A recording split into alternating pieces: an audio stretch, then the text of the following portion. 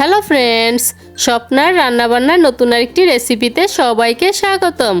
আজকে আমি অনুষ্ঠান বাড়ির মতো মজাদার আনারসের চাটনি তৈরি করে দেখাবো। চলুন দেখে নেওয়া যাক আজকের এই মজাদার আনারসের চাটনি তৈরি করার রেসিপি। মজাদার এই আনারসের চাটনি তৈরি করার জন্য এখানে আমি একটি বড় সাইজের আনারস নিয়েছি। এখন এই আনারসটাকে আমি কেটে গ্রেটারের সাহায্যে গ্রেট করে নিব, আর ভিতরের যে শক্ত অংশটা আছে সেটা আমি ফেলে দিব। আনারসটাকে কেটে এভাবে আমি গ্রেট করে নিয়েছি। এবার প্যানে দিয়ে দিচ্ছি গ্রেট করে নেওয়া আনারস,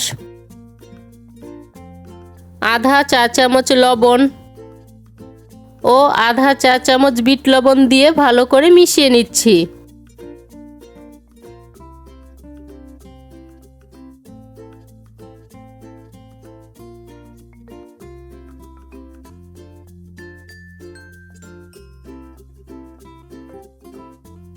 মিশিয়ে নেওয়ার পর এবার এর মধ্যে আধা কাপ জল দিয়ে ঢাকনা দিয়ে এটাকে আমি 15 মিনিটের জন্য লো আঁচে রেখে দিব।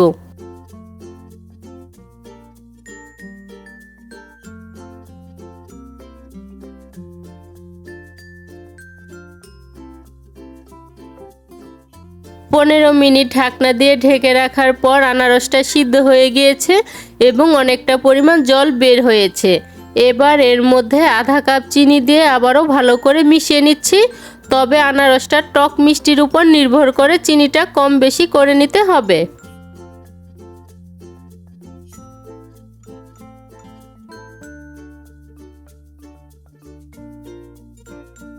চিনি দিয়ে ভালো করে মিশিয়ে নেওয়ার পর এবার এটাকে আবারও 10 মিনিটের জন্য লো আঁচে ঢেকে রাখবো।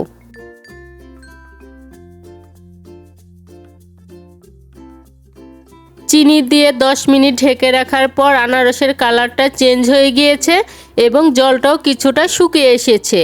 এবার এর মধ্যে দিয়ে দিচ্ছি পরিমাণ মতো কিশমিশ,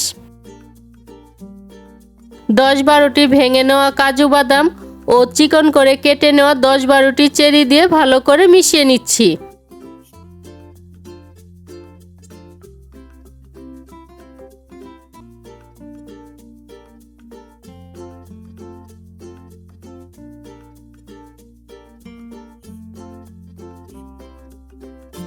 কিশমিশ, কাজু ও চেরি দিয়ে 2 মিনিটের মতো জাল করে নেওয়ার পর এখন এটাকে আমি নামিয়ে নিচ্ছি।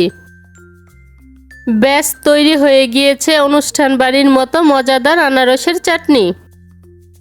আজকের এই সহজভাবে তৈরি মজাদার আনারসের চাটনির রেসিপিটি যদি ভালো লেগে থাকে তাহলে স্বপ্নার রান্নাবান্না চ্যানেলটি সাবস্ক্রাইব করে পাশে থাকা বেল আইকনে প্রেস করতে ভুলবেন না। আজকের মতো এখানেই বিদায় নিচ্ছি। দেখা হচ্ছে পরবর্তী নতুন কোনো রেসিপিতে।